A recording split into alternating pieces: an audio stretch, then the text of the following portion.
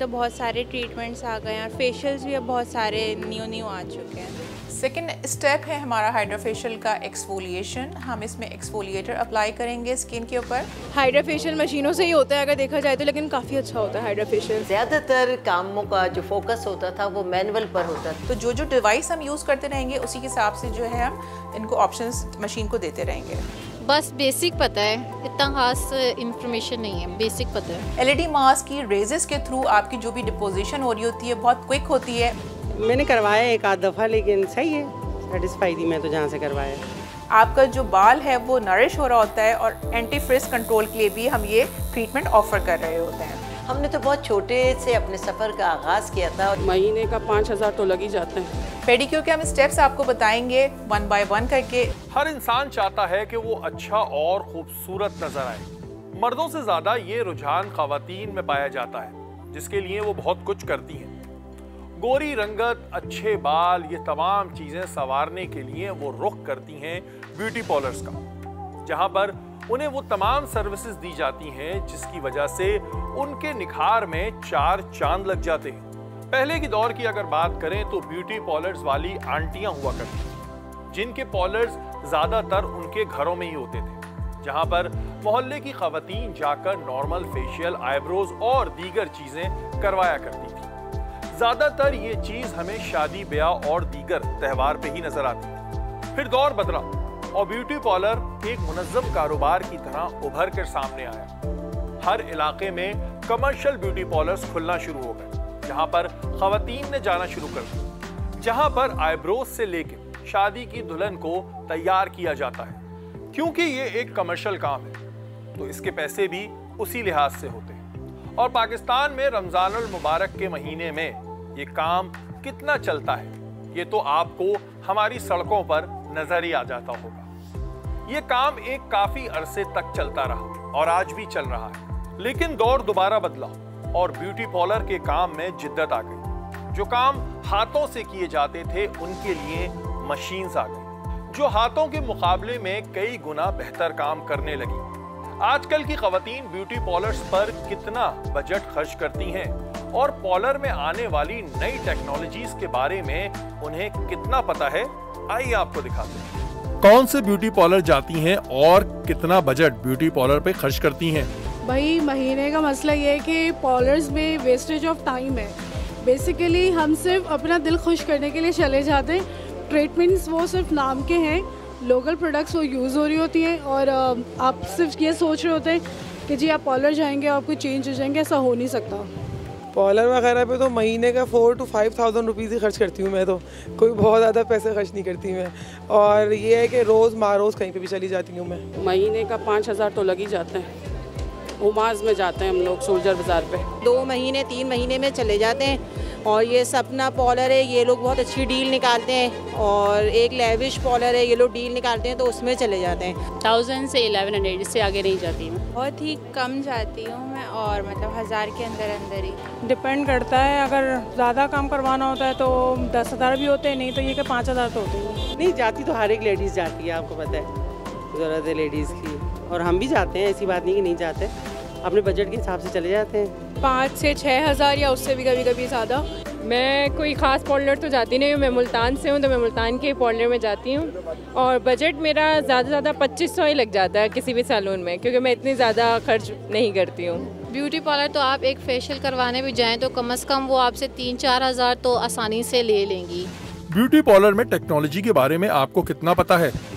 Basically अगर इसके बारे में देखा जाए तो जो टेक्नोलॉजीज़ हैं वो कोई इस तरह की टेक्नोलॉजीज़ नहीं हैं कि जो हर किसी के फेस पे या हर किसी के ऊपर इम्प्लीमेंट की जाए।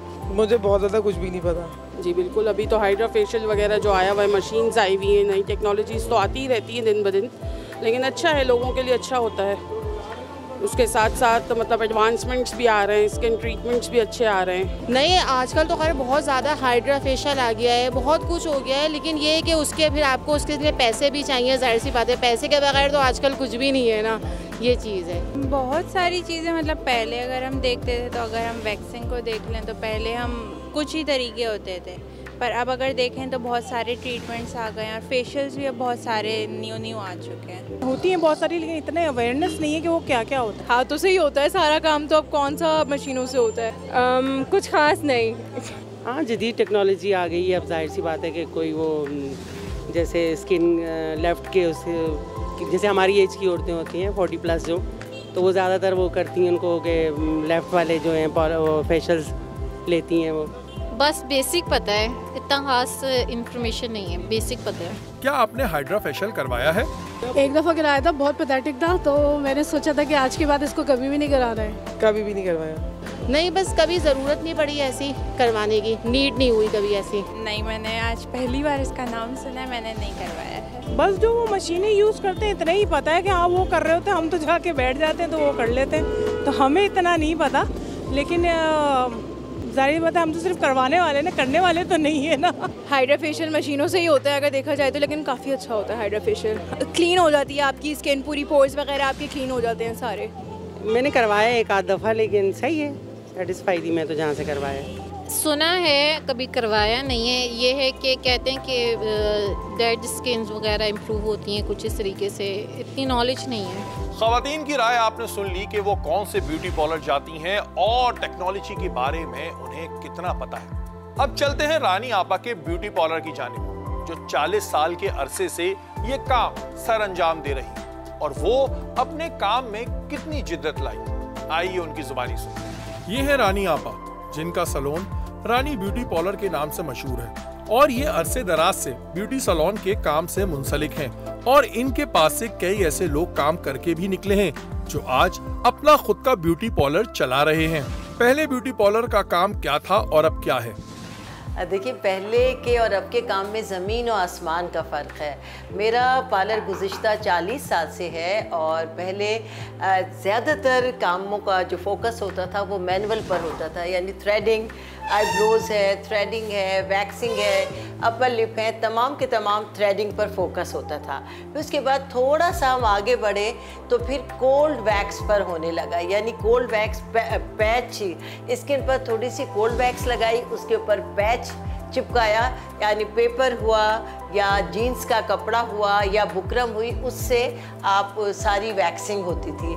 लेकिन उसके बाद हॉट वैक्स की तरफ आ गए और अब चूँकि हॉट वैक्स भी एक महंगी तरीन वैक्स होती है और इसके अलावा हॉट वैक्स के लिए वैक्सीटर का इस्तेमाल करना पड़ता है जो कि इलेक्ट्रिक से चलता है। तो इस तरह से पार्लर के ना सिर्फ ये कि इखराजात में बहुत ज़्यादा इजाफा हुआ है, बल्कि पार्लर की टेक्निक्स भी तकरीबन चेंज हो गई हैं। पहले की कमाई और अब की कमाई में क्या फ़र्क है? पहले की कमाई में और अब की कमाई में ज़मीन आसमान का फ़र्क है। पहले जो पार्लर्स होते थे, एक तो मैं आपको बताऊं कि पार्लर्स बहुत कम होते थे, चीदा जगहों पर चीदा लोग पार्लर का काम करते थे और उस वक्त वाकई बचत होती थी। मैं जिस दौर से गुजरी हूँ वो वाकई ऐसा दौर था कि जब हम काम करते थे, सामान आता था, किराए की जगह थी, बिजली के बिल थे, वो लड़कियों की तनख्वाहें देने के बाद भी बचत होती थी। लेकिन अब बहुत एक्सपेंसिव हो गया है। ज्यादातर खवातीन ब्यूटी पार्लर्स में अब किन कामों के लिए रुख करती हैं? वो काम तवील होते हैं या फिर छोटे मोटे? खवातीन अब ज्यादा किस काम के लिए पार्लर्स का रुख करती हैं? बहुत कम अभी ऐसे लोग हैं जो मैनुअल यानी फेशियल की तरफ जाते हैं, जो नॉर्मल हैं वो लोग आते हैं, और या जो थ्रेडिंग और वैक्सिंग पर अभी तक चल रहे हैं, क्योंकि आजकल लोग कहते हैं अगर चेहरे के बाल हो गए तो फौरी तौर पर लेजर की तरफ जाइए। क्या बदलते दौर के साथ आपने बदलने की कोशिश की? देखिए, बदलते दौर के साथ बदलने की कोशिश वो लोग करते हैं जिनके पास जिनकी उड़ान ऊंची हो, जिनके पास बजट बहुत ज़्यादा हो। हमने तो बहुत छोटे से अपने सफ़र का आगाज़ किया था और जिस एरिया में मैं रहती हूँ उसमें भी मेरी तरह के आम लोग रहते हैं, वो ऐसे ही मैनुअल काम को ही पसंद करते हैं, वही जाते हैं। अब जाहिर है कि हाइड्रा मशीन भी बहुत महंगी, मशीनें बहुत महंगी हैं, जहाँ महंगी मशीनें हैं उसके ट्रीटमेंट्स भी बहुत महंगे हैं, वो हाई फाई लोग ही उसको मैनेज कर पाते हैं। मेरे यहाँ आज भी मैनुअल काम हो रहा है। हाँ, इस यकीन के साथ कहती हूँ कि बचत अब ज़ीरो रहेगी। एक आम पार्लर में खवातीन किन सर्विसेज के लिए जाती हैं, पहले की कमाई और अब की कमाई में कितना फ़र्क आ गया है, ये तो आपने जान लिया। पार्लर के काम में अब जिद्दत आ गई है, तो चलते हैं नए दौर की जानिब। अगर हम बात करें पॉलिश की, तो अब हाइड्रा फेशियल और हेयर ट्रीटमेंट और दीगर चीजें मुतारिफ कराई जा चुकी हैं। सबसे पहले जानेंगे कि हाइड्रा फेशियल और एक आम फेशियल में क्या फर्क होता है और हाइड्रा फेशियल कराने के क्या फवाइद होते हैं।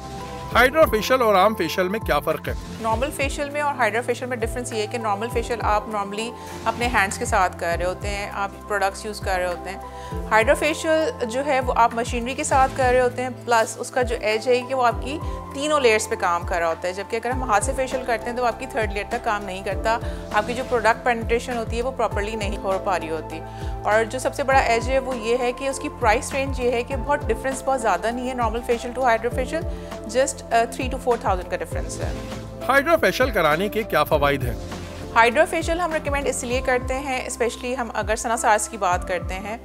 Hydra facial is purely a treatment. आपका वन टाइम जो एक फेशियल सिटिंग नहीं है, ठीक है, आपका एक पूरी आपकी लॉन्ग लास्टिंग इफेक्ट देता है। वो आपको वन सिटिंग में ही उसका इफेक्ट पता चल जाता है और वो आपकी थर्ड लेयर तक काम कर होता है। It's basically a treatment. Hydra facial और एक आम फेशियल के पैसों में इतना फ़र्क नहीं होता।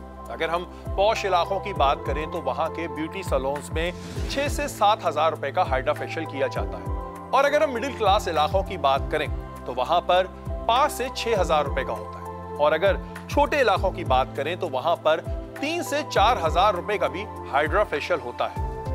हाइड्रा फेशियल में कौन सी मशीनें इस्तेमाल होती हैं और ये किस तरह होता है, हम आपको स्टेप बाय स्टेप दिखाते हैं।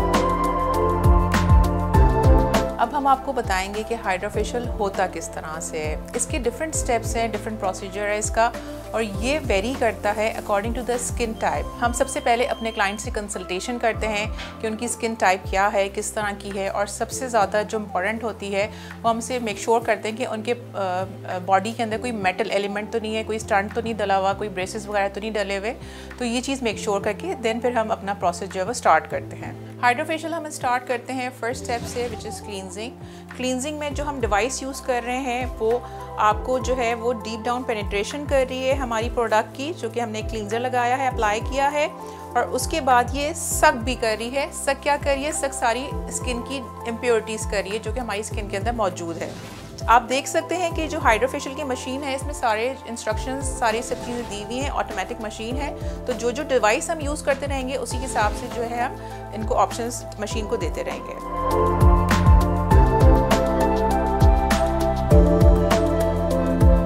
सेकेंड स्टेप है हमारा हाइड्रा फेशियल का एक्सफोलिएशन। हम इसमें एक्सफोलिएटर अप्लाई करेंगे स्किन के ऊपर और फिर हम डिवाइस यूज़ करेंगे।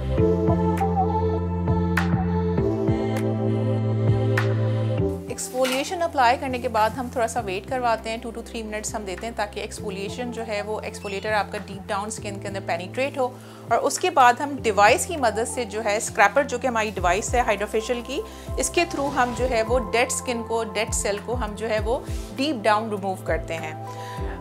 एक्सफोलिएशन लगाने का मकसद ये होता है कि जितनी हमारे जो स्किन के अंदर इम्प्योरिटीज़ हैं, हमारे डेड सेल्स हैं, वो रिमूव हो जाएं और हमारी स्किन के जो नए सेल्स हैं वो ग्रो करें और जो है हमारी स्किन जो है वो ग्लो करे।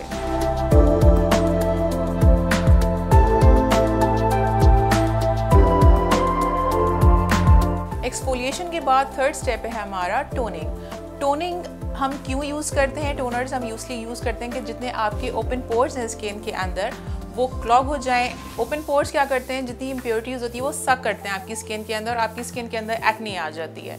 तो in order to remove that, in order to decrease the open pores, हम टोनिंग करते हैं। टोनिंग हम जो है वो डिवाइस की मदद से कर रहे हैं। हाइड्रा फेशियल के अंदर जो बेस्ट पार्ट है वो सारी मशीनरीज़ हैं। मशीनरी क्या करती हैं? वो डीप डाउन आपकी थर्ड लेयर तक काम कर रही होती हैं, जो कि हैंड के थ्रू पॉसिबल नहीं होता। तो इसमें हम जो भी प्रोडक्ट अप्लाई कर रहे हैं, हम जो भी क्लींजिंग कर रहे हैं, एक्सफोलिएशन कर रहे हैं, हम टोनिंग कर रहे हैं, वो डीप डाउन आपकी थर्ड लेयर तक जा रही है और आपकी स्किन को रीजनरेट कर रही है, आपका कोलाजन स्ट्रक्चर जो है वो स्ट्रॉन्ग कर रही है।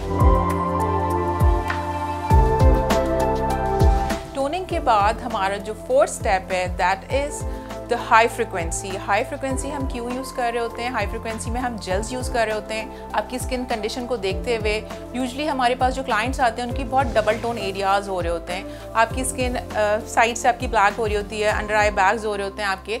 तो स्किन को जो है वो न्यूट्रल करने के लिए, उसकी पीएच को न्यूट्रल करने के लिए जो है हम हाई फ्रिक्वेंसी यूज़ करते हैं, जिसकी जो आपकी डबल टोन है वो भी रिड्यूस होती है। तो जेल की मदद से जो है हम हाई फ्रिक्वेंसी यूज़ कर रहे हैं।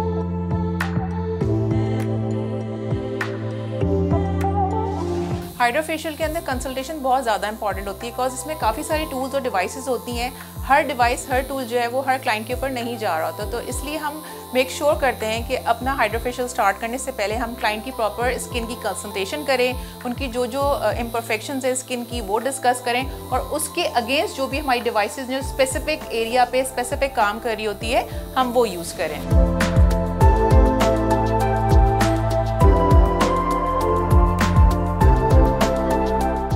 फिफ्थ स्टेप हमारा है वो हमारा है लिफ्टिंग का।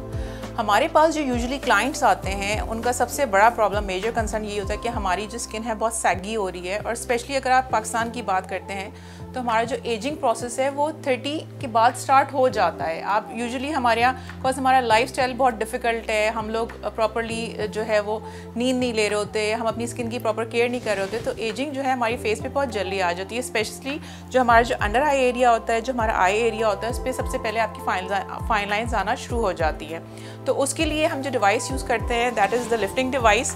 अच्छा, लिफ्टिंग डिवाइस के साथ हम जो है वो, क्योंकि इसकी रेजेस थोड़ी सी हाई फ्रिक्वेंसी होती है, इनकी ज़्यादा रेजेस होती हैं, इनकी रेडिएशन ज़्यादा होती हैं, तो इसके साथ एक और टूल होता है जिसमें आपकी जो बॉडी जो है वो उसकी जो रेडिएशन है वो कंट्रोल हो रही होती हैं। तो हम ये दो डिवाइस ऑल टुगेदर साथ यूज़ करते हैं लिफ्टिंग के साथ।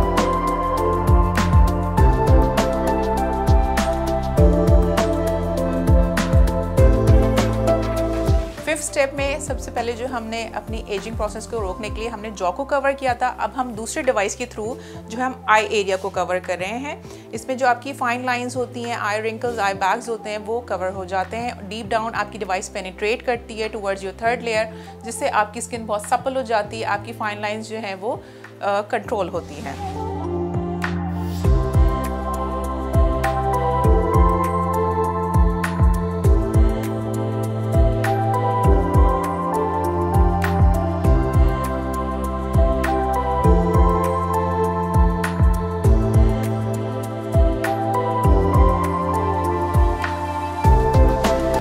बाद जो हमारा सिक्स्थ स्टेप है, जो कि हमारा नेक्स्ट स्टेप है, दैट इज़ कोल्ड हैमरिंग। अब हमने हाइड्रोफेशियल के अंदर मशीन्स यूज़ की हैं, हमने हाई फ्रिक्वेंसी यूज़ की है। उससे होता क्या है कि हमारे जो स्किन के जो हार्मोन्स होते हैं वो इम्बैलेंस हो जाते हैं थोड़े से, तो उनको सेटल डाउन करने के लिए, हमारी स्किन की पीएच को मेंटेन करने के लिए हम कोल्ड हैमरिंग यूज़ करते हैं, जिसमें हमारा डिवाइस है, आप देख सकते हैं। इससे आपकी हल्की सी आपकी पेनिट्रेशन होती है, कोल्ड इफेक्ट आता है, और आपके जो हार्मोन्स होते हैं वो बैलेंस होते हैं।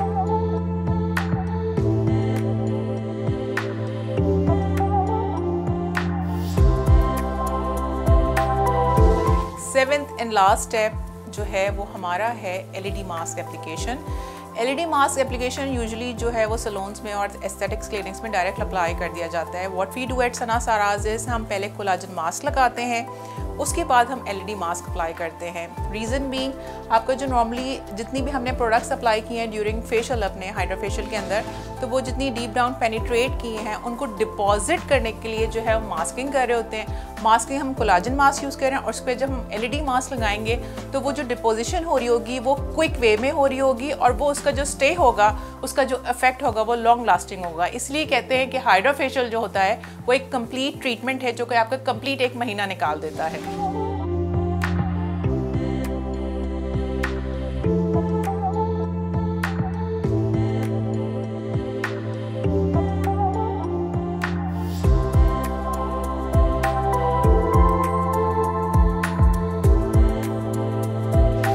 लास्ट स्टेप हमारा था एलईडी मास्किंग। एलईडी मास्क हमारा लग चुका है। एलईडी मास्क हमने इसलिए अप्लाई किया था कि जितनी प्रोडक्ट्स हमने जो है अपने हाइड्रोफेशियल के अंदर, जिसमें जेल्स हो गए, एक्सफोलिएशंस हो गई, क्लींजर्स हो गए, वो डीप डाउन पेनिट्रेट हो, और उनका जो है वो लॉन्ग लास्टिंग इफेक्ट हो। LED मास्क की रेजेस के थ्रू आपकी जो भी डिपोजिशन हो रही होती है बहुत क्विक होती है और जो इसके रिजल्ट्स होते हैं वो बहुत लॉन्ग लास्टिंग होते हैं। इसीलिए हमेशा हम रिकमेंड करते हैं कि हाइड्रा फेशियल्स लिए जाएं, क्योंकि hydra facial is a complete treatment और इसकी हम रिकमेंड करते हैं सिटिंग्स। जैसे कि मैंने आपको सारे step by step hydra facial बताया कि किस तरह से होता है, इसमें बहुत सारे स्टेप्स जो होते हैं वो डिपेंड करते हैं अकॉर्डिंग टू स्किन टाइप, हमारे क्लाइंट की स्किन कैसी है, उसको क्या क्या नीड्स हैं, क्या क्या इम्परफेक्शंस हैं, तो उसके अगेंस्ट हम सारी डिवाइसेस यूज़ कर रहे होते हैं। ज़रूरी नहीं कि सारी डिवाइसेस सब पे यूज़ हों, लेकिन ये दिखाने का मकसद ये है कि आप लोग को अवेयरनेस होनी चाहिए कि हाइड्रा फेशियल होता किस तरह से है, इसके स्टेप्स क्या हैं और इसके फ़ायदे क्या हैं। सलोन्स के अंदर यूजली अभी भी हम देखते हैं कि वो हैंड मसाजेस, हैंड फेशियल्स हो रहे हैं, लेकिन कुछ सलोन्स ऐसे हैं जो टारगेट कर रहे हैं हाइड्रा फेशियल्स को और उनके पास जो है वो ये सारी लेटेस्ट टेक्नोलॉजीज़ भी हैं और अच्छी प्रोडक्ट्स के साथ वो काम कर रहे हैं जिसके रिजल्ट्स आपके सामने हैं। एक दफ़ा मैं आप लोगों को ज़रूर कमेंट करूँगी कि आएँ और हाइड्रा फेशियल की एक सिटिंग ज़रूर लें, so that you'll know the difference कि हाइड्रा फेशियल में और नॉर्मल फेशियल में डिफरेंस क्या है। अगेन मैं दोबारा बताऊँगी कि hydra facial is just not a facial, it's a complete treatment for your skin. Hydra facial machine के जरिए कैसे होता है ये तो आपने जान लिया। अब चलते हैं दूसरी तरफ। आम पार्लर्स में पैरों की सफाई के लिए पेडिक्योर किया जाता था, लेकिन अब इस काम में भी जिद्दत आ गई है। ये काम अब कैसे हो रहा है, आइए आपको दिखाते हैं।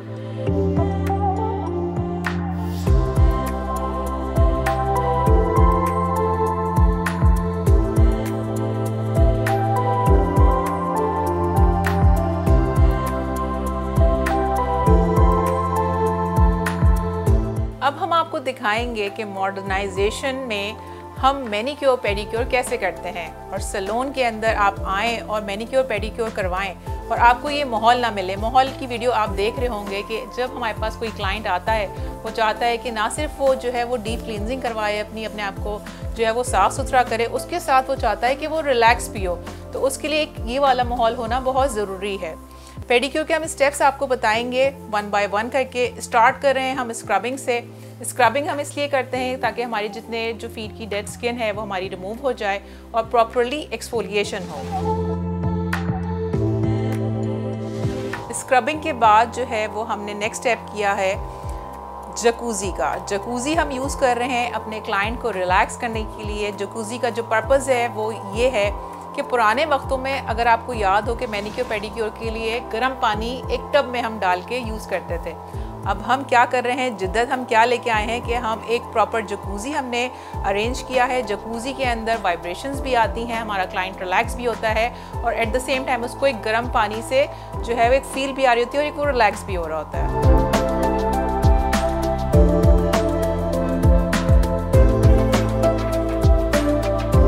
जकूज़ी में अपने क्लाइंट को रिलैक्स करने के बाद अब हम जो है वो स्क्रैपर यूज़ कर रहे हैं ताकि हमारे क्लाइंट की जो डेड स्किन है फीट की, जो हम सादा अल्फाज में बोलें तो जो थोड़ी सी हमारी लाइंस आ जाती हैं, क्रैक्स आ जाते हैं, तो वो उसको रिमूव करती है।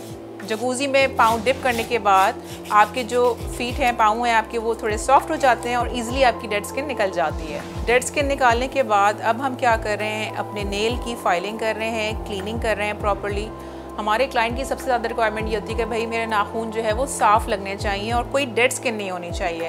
तो इस स्टेप में हम जो क्यूटिकल्स होते हैं उसको रिमूव कर रहे होते हैं। सारी डेड स्किन जो आपके हाथों की उंगलियों के साइड पे होती है वो हम निकाल रहे होते हैं और उसके साथ जो है हम नेल को क्लीन कर रहे होते हैं और फाइल कर रहे होते हैं।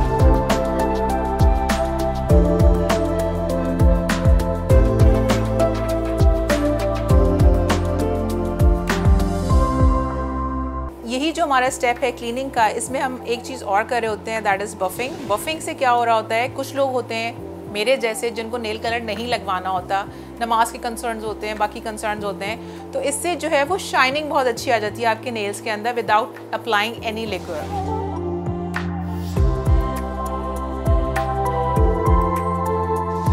अब जो नेक्स्ट स्टेप है हमारा, जो कि क्लाइंट का सबसे पसंदीदा स्टेप है, वो है मसाज।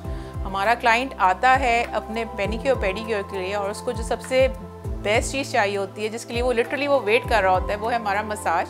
और मसाज से होता क्या है कि जो आपकी ओवरऑल बॉडी है, आपकी जो ओवरऑल जो थकन है वो पूरी निकल जाती है और आप रिलैक्स होके जाते हैं।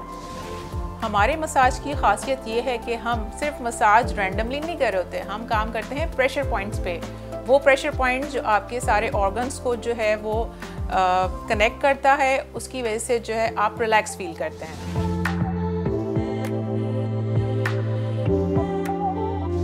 मैनीक्योर पेडिक्योर में भी आपके पास बहुत सारे ऑप्शंस हैं, जिसमें डिफरेंट ब्रांड्स के साथ हम जो है वो क्लाइंटेल की अपनी स्किन को देखते हुए उनकी जो भी रिक्वायरमेंट्स है, उनकी जो नीड्स हैं, उनको पूरा करने के लिए हम डिफरेंट ब्रांड के डिफरेंट जो है वो ऑप्शंस उनको दे रहे होते हैं। उसमें डिफरेंट प्रोडक्ट्स यूज़ हो रही होती हैं, डिफरेंट क्रीम्स यूज़ हो रही होती हैं और डिफरेंट स्टेप्स यूज़ होते हैं। तो ज़रूरी नहीं है कि हर पेडिक्योर के अंदर वही स्टेप शामिल हो जो यहाँ पर आज हम आपको बता रहे हैं। ये वो बेसिक स्टेप्स हैं जो हम आज जो दौर में, जिद्दत के दौर में जो हम पेडिक्योर कर रहे हैं, हम उसको फॉलो कर रहे हैं। सेकेंड लास्ट स्टेप हमारा यहाँ पर है मास्क एप्लीकेशन। मास्क हम अप्लाई करेंगे यहाँ पर, और मास्क इसलिए अप्लाई करेंगे, हमने जितनी यहाँ पे प्रोडक्ट्स यूज़ किए हैं डीप क्लींजिंग के लिए, एक्सफोलिएशन के लिए, मसाज के लिए, वो डीप डाउन पेनिट्रेट कर जाएं और वो हमारे जो पेडिक्योर है उसका रिज़ल्ट बहुत अच्छा दें और लास्ट करें।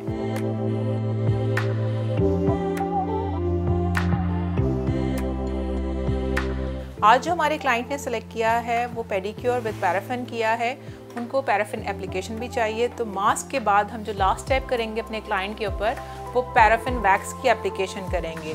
पैराफिन वैक्स एप्लीकेशन के फ़ायदे ये हैं कि ये ना सिर्फ आपकी स्किन को, आपकी एड़ी की स्किन को, आपकी ओवरऑल पाँव की स्किन को सॉफ्ट करता है, इसके अलावा ये आपकी जो मसल्स हैं, आपकी जितनी भी वेन्स हैं, उनको भी जो है वो रिलैक्स करता है। तो जब भी क्लाइंट हमारे पास आते हैं तो हम उनको रिकमेंड करते हैं कि पैराफिन एप्लीकेशन ज़रूर लें, ताकि आप कम्प्लीटली यहाँ से रिलैक्स होके जाएं।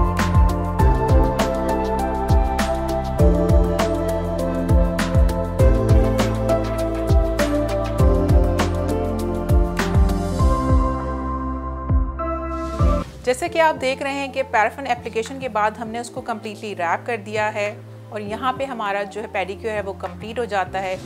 आपने देखा कि पेडिक्योर अब कितनी जिद्दत से नए दौर में किस तरह से होता है। अब बात करते हैं बालों की, जो इंसान की पर्सनैलिटी के लिए सबसे ज़्यादा मायने रखते हैं। लेकिन अगर आपके बाल ख़राब और बेजान हो जाएं, तो आप किस तरह पार्लर में जाके जिद्दत के साथ इसका ट्रीटमेंट करवा सकते हैं।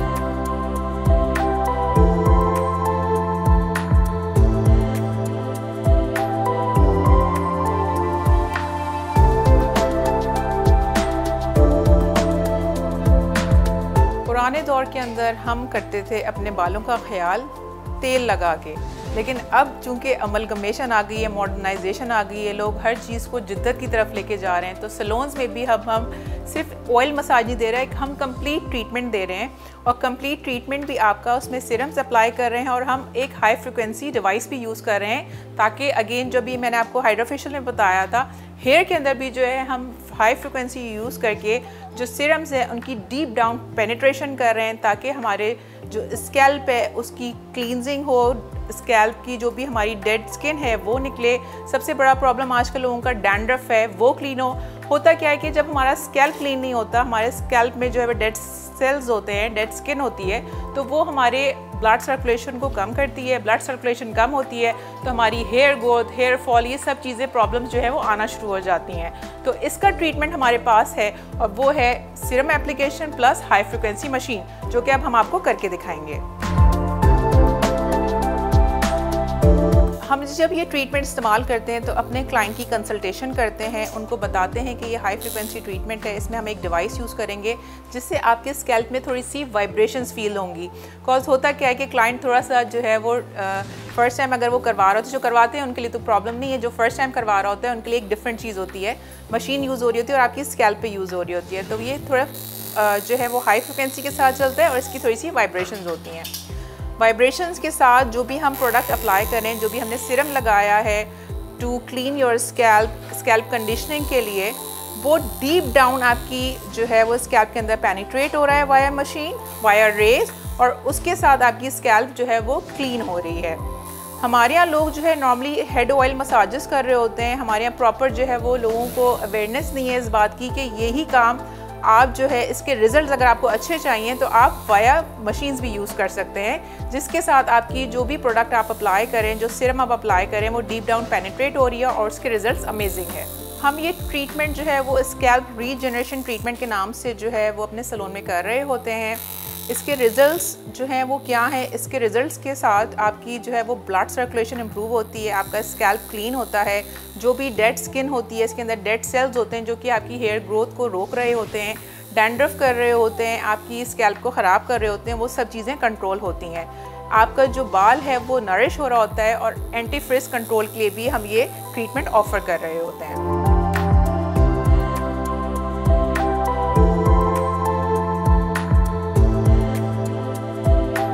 सीरम एप्लीकेशन और मशीन यूज़ करने के बाद हम अपने जो क्लाइंट है उनकी प्रॉपर स्क्रबिंग करते हैं, हेड वॉश कराते हैं ताकि जो रिजल्ट्स हैं वो उनको इंस्टेंट मिले। इसके प्राइस रेंज स्टार्ट होते हैं 3500 से onwards depending on the length and volume of our client. Parlour के प्रोफेशन पे था ये हमारा आज का प्रोग्राम। आपने देखा कि बदलते वक्त के साथ पॉलर के काम में भी कितनी जिद्दत आ गई है और सारिफ हमेशा यही चाहेगा कि अगर वो पैसे खर्च कर रहा है तो एक आम चीज के मुकाबले में वो टेक्नोलॉजी को तरजीह दे। आम ब्यूटी पार्लर्स के मालिकान को भी चाहिए कि वो बदलते दौर के साथ अपने आप को बदलें और अपने काम में जिद्दत लाएं ताकि उनका कारोबार भी चमक सके।